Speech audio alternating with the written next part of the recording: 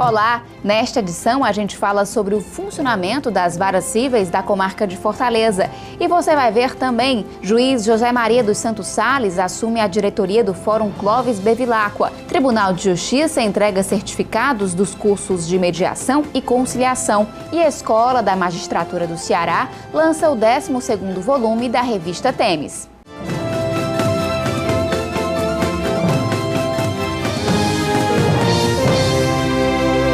O juiz José Maria dos Santos Sales foi empossado diretor do Fórum Clóvis Bevilacqua para o biênio 2015-2017. A solenidade ocorreu no dia 6 de janeiro. O magistrado falou sobre as propostas e os desafios da nova função. Ele afirmou que vai exercer o cargo com dedicação e integridade. São muitos os desafios, mas os principais, tentar, com a desembargadora Iracema, algumas contratações de servidores, também a digitalização dos processos, que é um projeto que já estão mais de 70% digitalizados. Precisamos que daqui para o fim do ano estejamos com o fórum todo digitalizado. O novo diretor ressaltou a necessidade de revisar procedimentos internos e otimizar os fluxos para agilizar o trabalho. Ele disse que o objetivo principal desta administração é fornecer um serviço de excelência aos usuários da Justiça. Ainda no discurso, o juiz reforçou que a gestão terá maior transparência nas ações. Além disso, vai ter diálogo constante com o Ministério Público, Advocacia e Defensoria. A interação entre a advocacia e a magistratura no Fórum Clóvis Bevilacqua é fundamental. Então nós temos a expectativa de que podemos ter, durante esse novo período de gestão, uma interação ainda maior, possibilitando uma excelente convivência entre magistrados e advogados para atender melhor o cidadão. A presidente do Tribunal de Justiça do Ceará, desembargadora Maria Iracema Martins do Vale, conduziu a solenidade e ressaltou as qualidades do novo diretor. Simples, extremamente dedicado, o vice-presidente da associação, uma pessoa querida, uma liderança nata. Eu acho que isso já diz tudo, correto, íntegro.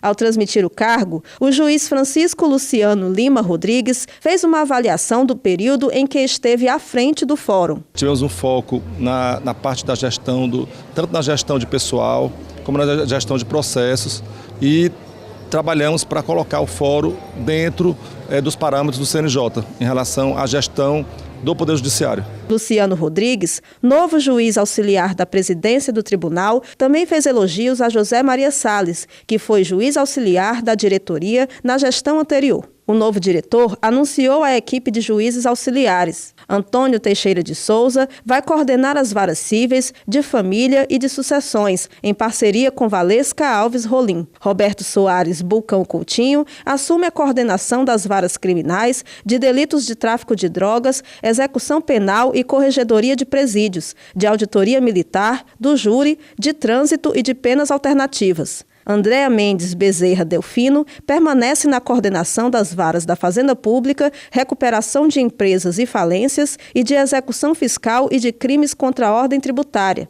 Alda Maria Holanda Leite prossegue como coordenadora das varas da infância e da juventude. E Josiana Cavalcante Serpa continuará coordenando os juizados especiais cíveis e criminais da capital. A coordenadoria de cumprimento de mandados terá a superintendência de Francisco Mauro Ferreira Liberato. Luciana Teixeira de Souza fica à frente do setor de distribuição. Adaíde Monteiro Pimentel vai coordenar o grupo de auxílio para redução de congestionamento de processos. Natália Almindo Gondim permanece na coordenação da Central de Conciliação e Valéria Carneiro Barroso assume o cargo de ouvidora do Fórum. Rosilene Ferreira Tabosa Facundo será coordenadora do projeto de integração da área criminal Integra Jus.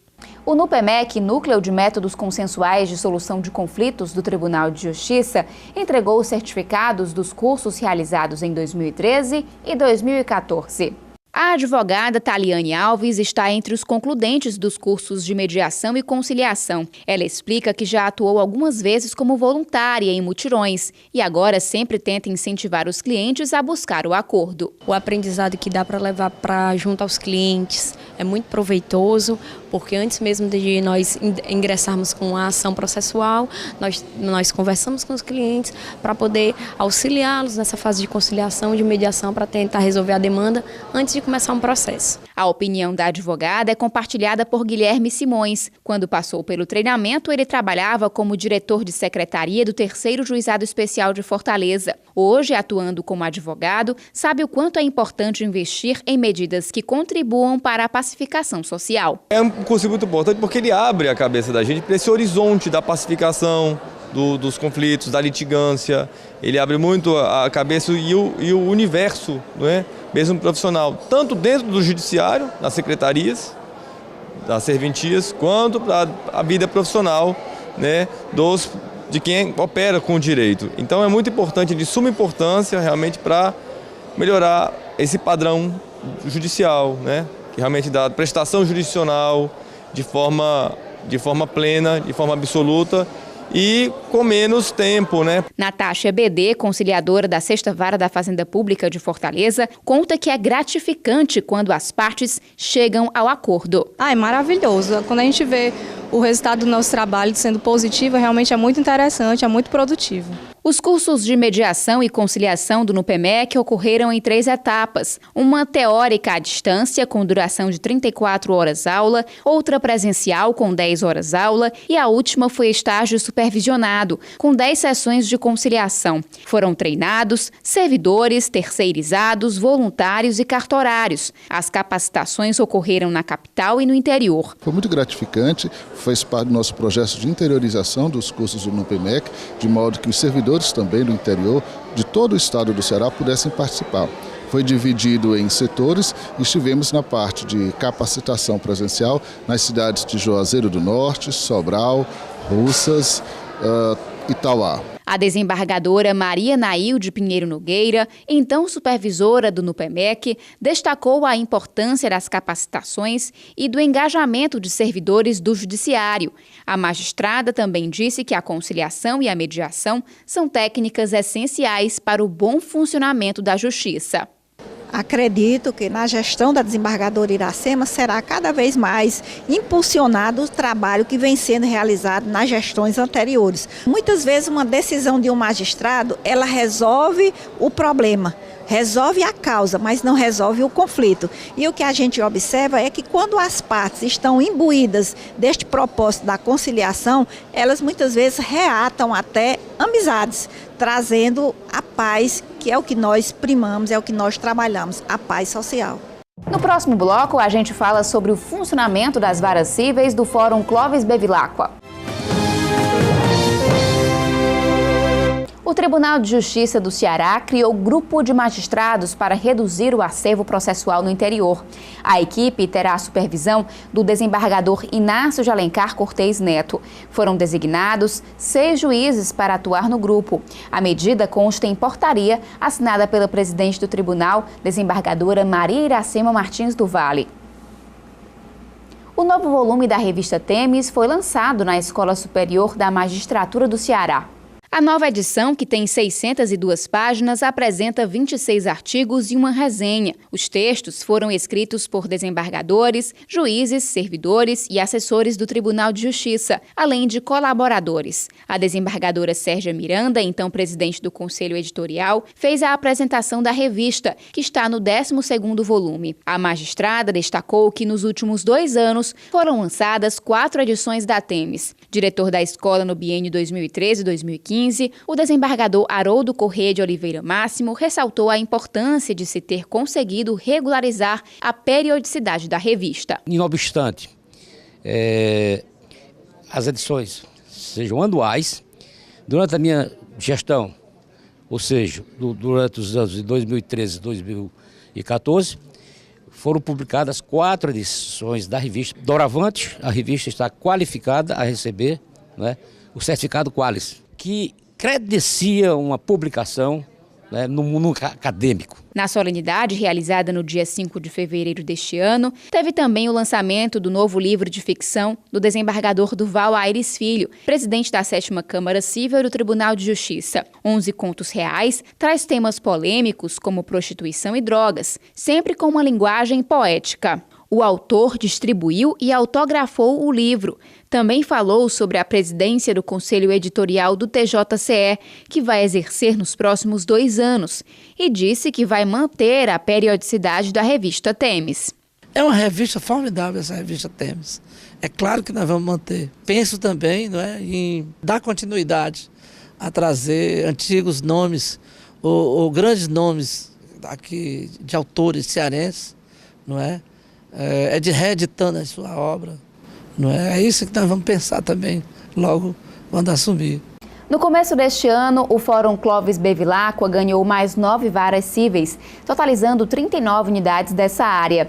Para falar sobre a dinâmica de funcionamento, eu recebo o juiz Antônio Teixeira de Souza, coordenador das varas cíveis, de família e de sucessões da comarca de Fortaleza. Seja bem-vindo. Pamela, estou à sua disposição. Doutor Antônio, como o aumento do número de varas ajuda na maior agilidade processual?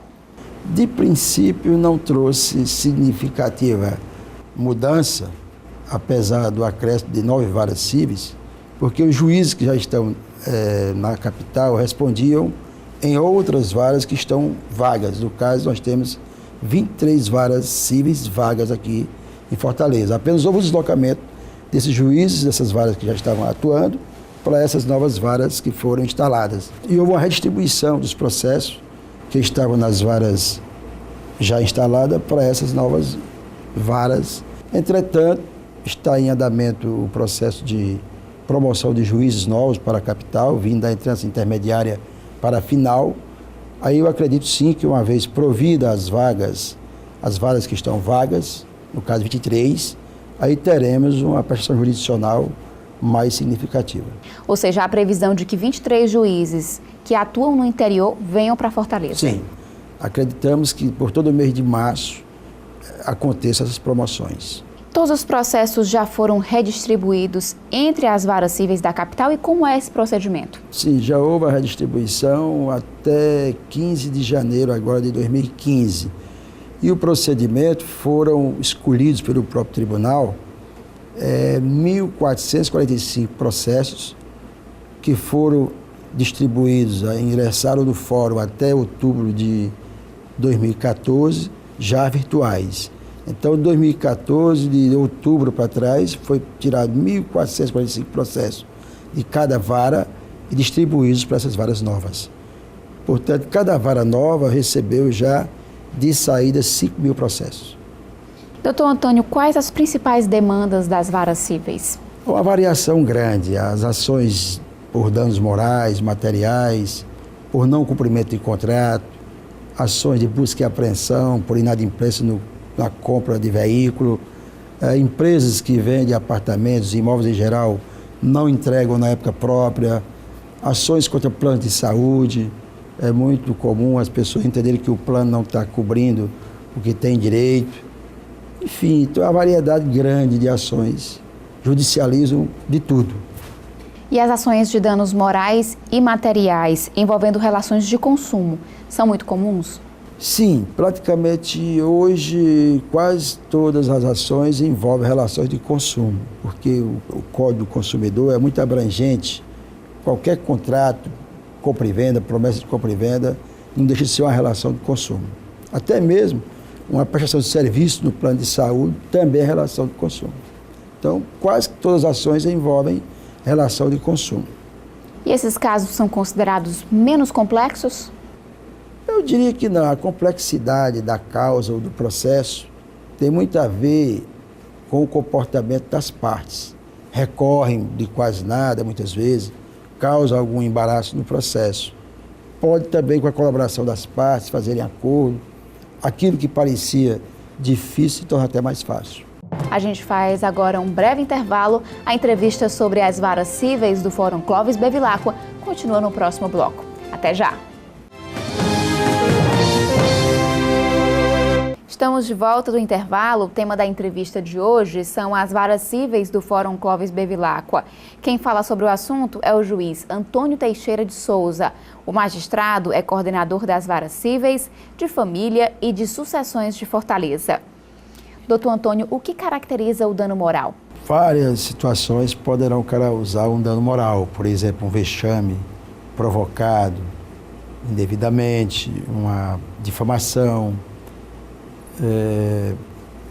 uma situação de estresse a ponto de causar uma dor de tamanho elevado, de causar angústias, que ele causa realmente prejuízo de natureza moral ou sentimental, que tem uma grande repercussão. Não podemos confundir meros aborrecimentos do cotidiano como um dano moral. Às vezes as pessoas vão à justiça cobrar dano moral quando se procura apurar, não passou de um pequeno aborrecimento.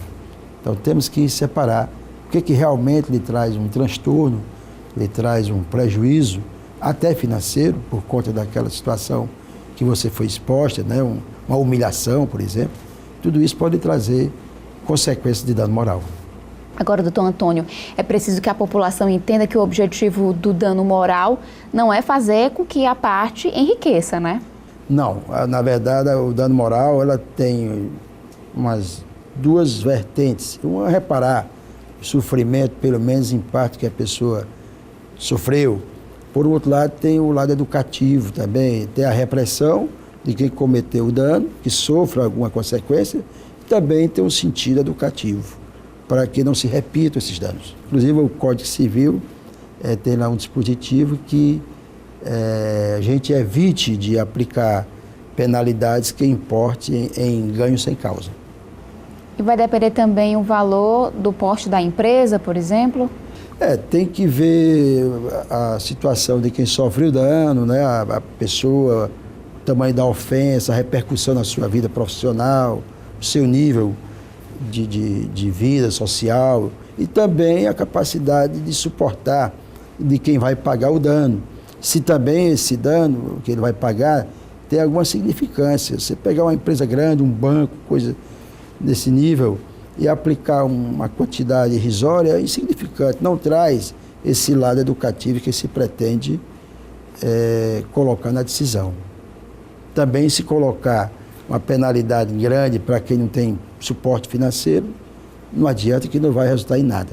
A quem cabe comprovar a ocorrência do dano moral ou material e o que é preciso para fazer a comprovação? A prova sempre cabe a quem alega. Quem vai a juízo deve ter provas do que está alegando. Está no artigo 333 do Código de Processo Civil, que a parte deve provar o que está levando contra a outra, para o fórum, para a justiça. Os meios de prova são variados. Provas técnicas, periciais, provas documentais, testemunhais. Tem uma variação, né, para você provar. Há situações, naquelas relações de consumo que você já perguntou antes, que pode o juiz inverter o ônus da prova. Às vezes a prova está com a outra parte e ela se nega a entregar para a pessoa que vai propor a ação. Neste caso, a gente inverte para que ela, ao ouvir se defender, traga a prova que interessa a parte, até mesmo com a exibição de documento. Se ela não trouxer, pode gerar uma presunção de que os fatos alegados são verdadeiros. Existem casos em que as partes podem solucionar o conflito sem recorrer ao judiciário?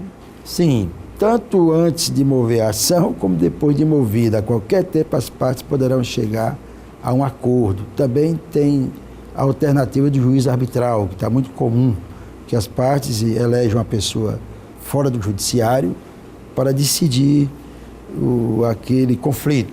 Elas se submetem à decisão conforme for entendida por aquele árbitro. E, durante o processo, é comum as partes chegarem a um acordo para evitar maiores delongas, né? Evitar recursos.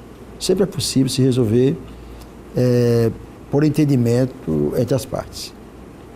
Na opinião do senhor, quando é preciso ingressar na justiça para resolver um problema? Quando a pessoa tem uma demanda resistida, né? Você tem um direito, a pessoa se nega a lhe prestar esse direito, e que você não tenha como resolver sem invocar a atuação da justiça. Se você tem um meio de resolver sem precisar da justiça, falta o que se chama interesse processual. Você só pode ir para a justiça realmente quando houver a necessidade, que você não encontrar outra maneira de solucionar. Você que vai sentir se tem como você resolver sem ir para a justiça ou se não tem outra maneira de solucionar o seu conflito. Nas varas cíveis também há uma tentativa de fazer conciliações? Sim. Nós temos hoje no Código de Processo Civil um artigo 331 que ele impõe que se realize uma audiência chamada preliminar, antes de fazer qualquer análise de prova, que as partes especifiquem as provas que queiram apresentar em juízo, se tenta um acordo nesta ação preliminar. Se não for possível contornar naquela audiência, é que o juiz vai definir quais são as provas que são interessantes serem apuradas. A desembargadora Iracema, no discurso de posse, falou que pretende investir na conciliação, na mediação. Os magistrados estão também nesse mesmo caminho, com essa consciência de que é importante tentar essa alternativa? Sim, tanto por já ser uma imposição legal, como está havendo uma reforma no Código de Processo Civil, vai ser posto em vigência logo um Código de Processo Civil novo, e a tônica é a conciliação. Evita desgaste das partes, a prestação jurisdicional vem mais cedo, porque se não houver uma conciliação, se as partes esperarem pela decisão da justiça, de mérito, a parte vencida vai recorrer sempre. E cada recurso é um retardamento a mais. Então, muitas vezes a prestação jurisdicional, o acesso ao bem que você almeja na justiça, vai ficando postergado por conta dos recursos. E havendo a conciliação, desaparecem as incertezas e você tem o bem jurídico almejado mais cedo. E é muito comum a existência de pessoas que recorrem por recorrer? Sim, é muito comum as pessoas recorrerem, até mesmo demandarem sabendo que não vão ter êxito, que não vão ter direito nenhum alcançado, mas recorrem para postergar alguma obrigação. E aí se torna morosa a justiça e as pessoas acham que é o juiz que está acomodado, mas é porque a lei hoje prevê 48 tipos de recursos no processo civil. Ainda tem aqueles recursos que provocam a suspensão da decisão do juiz. A cada decisão, mais um recurso com efeito suspensivo. O que se decidiu fica ali sobrestado, até que venha a decisão que não cabe a mais recurso, que se chama trânsito em julgado. Aí desce o processo para o juízo singular para se fazer a execução. Aí começa um outro procedimento. Muitas vezes a parte vencida não cumpre espontaneamente a obrigação, aí se parte para penhora de bens, obrigações de fazer e outras medidas coercitivas. E quais as suas atribuições como coordenador das varas cíveis, de família e de sucessões? Não está bem regulamentada ainda a atividade do coordenador, vem uma praxe se atendendo o que vem sendo reivindicado pelo advogado, ou pelas partes, ou mesmo no sentido de melhorar a atividade da prestação jurisdicional, questão de remanejamento de funcionário, a questão de ocupação de varas que estão vagas, tentando se intermediar até a administração, para não sobrecarregar a direção do fórum em si. Nós já estamos com a comissão formada para fazer uma definição específica do que fará cada coordenação. Inclusive, a coordenação das varas cíveis, famílias e sucessões, está sendo desmembrada para ficar eu coordenando só as varas cíveis e a colega Valesca vai coordenar as varas famílias e sucessões. Aí com essas definições a gente, sem dúvida, prestará um serviço mais efetivo. Eu conversei com o juiz Antônio Teixeira de Souza, coordenador das varas cíveis de família e de sucessões de Fortaleza. Obrigada pela presença. Obrigado, Pamela, e ficamos à sua disposição. O Judiciário em Evidência está terminando. Obrigada pela audiência. A gente volta a se encontrar no próximo programa.